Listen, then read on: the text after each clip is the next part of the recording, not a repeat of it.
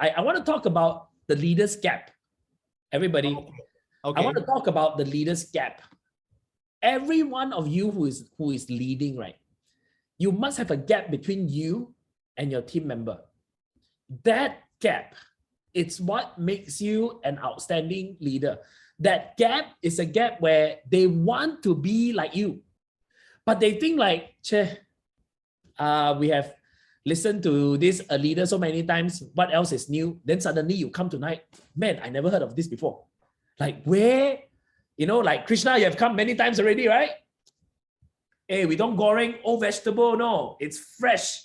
Every time you come to our session, it's fresh. You understand? We're not last night leftover food.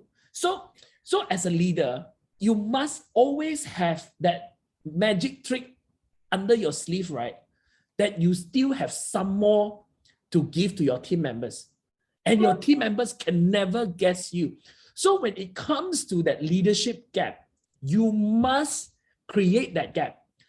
You either read, you either learn, you either absorb, like what Cheng Yi said, you hang out with different kind of people that make you uncomfortable. You understand? That's the gap. However, the leader cannot have a gap when it is relationship with the team members.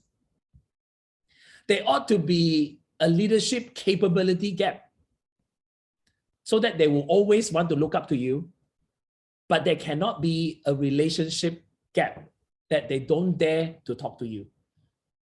That means, man, I'm scared of Cheng Yi like hell, but I know if I talk to him, he will help me. All right. I know he will not think that I'm wasting his time, but he will really, really look into my needs and help me solve my problem. And that to me is another big unique selling point that I think some leaders just have no gap because they're not growing. All right. And some people have gap, but they gap it in their relationship with their team members. So they terbalik the gap. You are supposed to have a gap in capability and not in relationship, but they get the relationship, but no gap in capability.